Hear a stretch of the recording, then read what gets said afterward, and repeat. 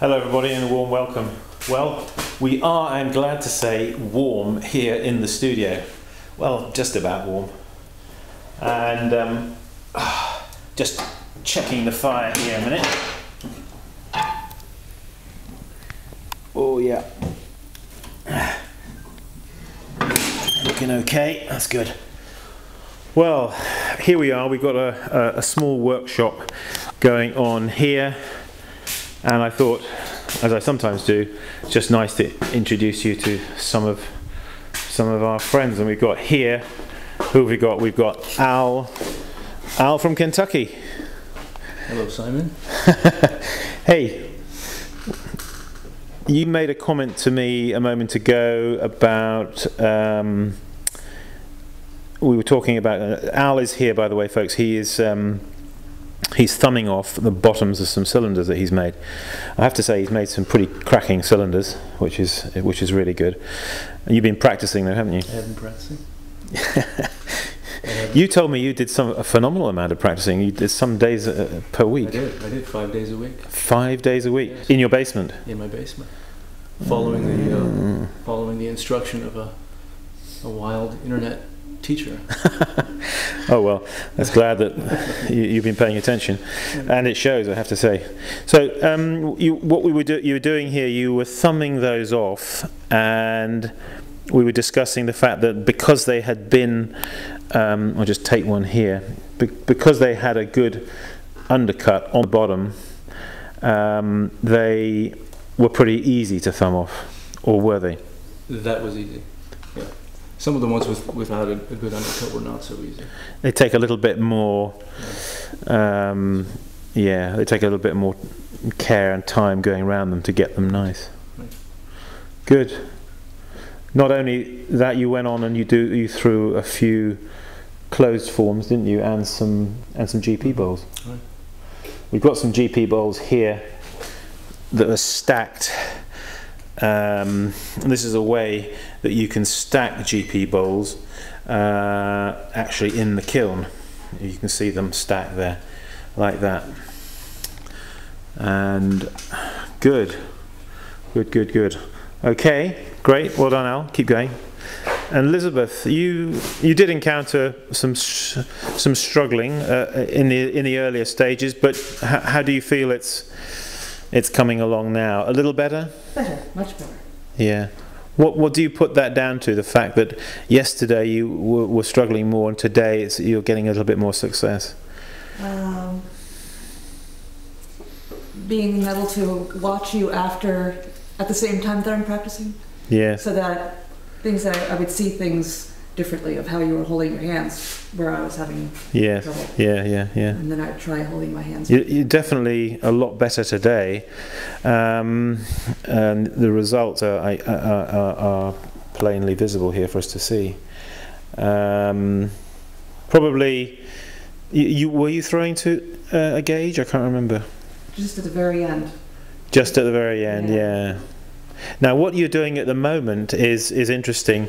You are, I see, rolling a rim there on the pot, and this is something you can all do at home, is throw a good cylinder, roll the rim, leather it, and I didn't leather it. You didn't leather it? No. Okay, well you leather it and then you cut it off, and then you tidy it up, you roll another, you remember to leather it, and you cut him off. And you can do this at least half a dozen times from one cylinder. So it's really good practice. So I encourage you all to have a go at doing that in your home studios 5 days a week like Al does. Good, well done Elizabeth. Okay, and over here last but not least we have Sam from Pennsylvania, and you in fact are just up the road, are you not? Right up the road. Just outside Altoona way, no? Yep, Clearfield. You also were struggling a little bit yesterday, but you changed your finger posture, didn't you? My finger posture, got a little less timid with the clay. Okay. It seems to be helping. Good. Yeah, I seem to remember you were sort of using more the side of your fingers on the outside to lift, whereas now you're using more of the. You're coming in. Oh, I see. Let's see that you're coming in more like that with the points of your fingers rather than. Let me see if I can just adjust the camera a little bit here. Maybe just come round. You get it more with the tip of the finger. More the tip of the finger. Okay, that's a nice little movement there you just did. Just finishing off on the top. So before I came here, what I was doing was really compressing down on the top instead of just using. Yes, and you're getting it rather thick on the rim. It's sort of swelling out, wasn't it? Yeah. Good. Remember to put in that that undercut when you've finished with your throwing stick. Did you find that throwing stick has been a help to you? I really like that. I like the thinness. Yeah, I find that it does help.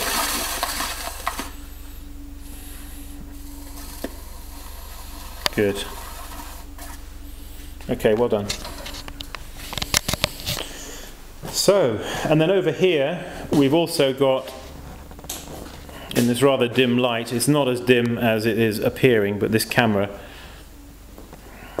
it does appear a bit dim, but we've got some handles that they have been pulling, which we will be applying very shortly to some of the cylinders that they've been making. So, there we are. What did I want to say? Yes. If you go to my website, simonleachpottery.com, incidentally, we have a different website now. The old simonleachceramics.com, which was basically Spain-based, has now been discontinued, and it's now simonleachpottery.com. Please take a note of that. If you go there, on one of the tabs down the side, will take you to where we have a t-shirt for sale. So we have a Keep Practicing t-shirt. So please go there and have a browse, and if you like it, order one. Yeah, as I say, it's a Keep Practicing t-shirt. It just says, Simon says, Keep Practicing.